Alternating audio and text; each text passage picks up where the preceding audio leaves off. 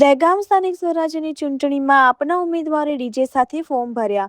પશુપાલકો મોટી સંખ્યામાં જોડાયા હતા. દહેગામ સ્થાનિક સ્વરાજ્યની ચૂંટણીઓમાં આ વખતે દહેગામ નગરપાલિકા, જિલ્લા પંચાયત અને તાલુકા પંચાયતની ચૂંટણીઓમાં ત્રિકોણીયો જંગ ખેલાશે. ચૂંટણીઓ જેમ જેમ નજીક આવી રહી છે તેમ તેમ રાજકીય પાર્ટીઓમાં ગરમાવો જોવા મળી રહ્યો છે. દહેગામ નગરપાલિકામાં, તાલુકા પંચાયતમાં અને જિલ્લા પંચાયતમાં ફોર્મ ભરવાની પ્રક્રિયા પૂરજોશમાં ચાલી રહી છે.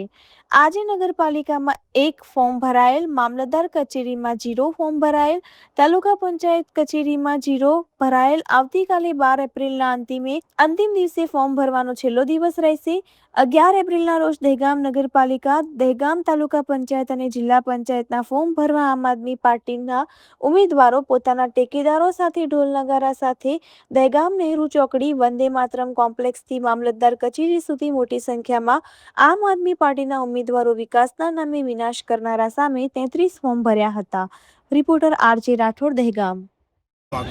આજે દહેગામ તાલુકાની અંદર અમે 30 ફોર્મ ભરાવીએ છીએ અને ટોટલ અમે 62 કેન્ડિડેટો મેદાને ઉતારીએ છીએ.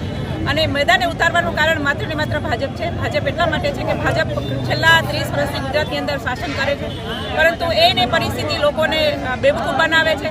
અને કેવા બેવકૂફ બનાવે છે? 2016ની અંદર નોટબંધીની લાઇનમાં, 2020 ને 21માં કોરોનાના ઓક્સિજનની લાઇનમાં અને અત્યારે ગેસની લાઇનમાં ઊભી રહી ગઈ છે. એટલે જનતા જાણી ગઈ છે કે આ માત્ર બેવકૂફ બનાવવાના ધંધા છે. આવે છે, જીતીને જતા રહે છે, પછી કોઈને એ જવાબ દેતા નથી. એટલે અમે આજે ભાજપ આજે કહેશે કે અમે વિકાસ કર્યો, તો એના વિશે શું કહેશો? એટલે હું પૂછું છું, ક્યાં છે વિકાસ? હું તો ક્યારની ગોતું છું વિકાસ. લગભગ હું 10 વર્ષથી વિકાસ ગોતું, પણ મને ક્યાંય વિકાસ મળ્યો નથી. જે દિવસે વિકાસ મળશે ત્યારે હું મારીશ વિકાસ, કારણ કે વિકાસ છે જ નહીં ક્યાંય. એટલે વિકાસ નથી, એટલા માટે થઈને અમે આજે 63 જે કેન્ડિડેટો દહેગામ તાલુકામાંથી અમે ઉતાર્યા છે. અને મજબૂત છે, સબળ છે, અને એ જનતાનો જે પ્રેમ એને મળી રહ્યો છે, જનતાનો જે સાથ મળી રહ્યો છે, એનાથી અમે એને સાબિત કરી દઈશું કે આજે આમ જનતા છે એ આમ આદમીની સાથે છે.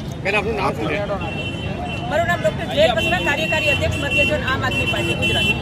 આજે દહેગામમાં તમામ જિલ્લા પંચાયતની સીટો, તમામ તાલુકા પંચાયતની સીટો, તમામ નગરપાલિકાની સીટો ઉપર આમ આદમી પાર્ટીના ઉમેદવારો ઊભા રાખવામાં આવ્યા છે.